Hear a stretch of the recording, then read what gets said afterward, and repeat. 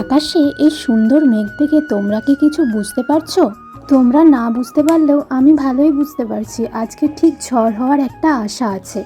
আর আমাদের এই জামরুল গাছটা দেখো, একদম মাটির সাথে লেগে রয়েছে।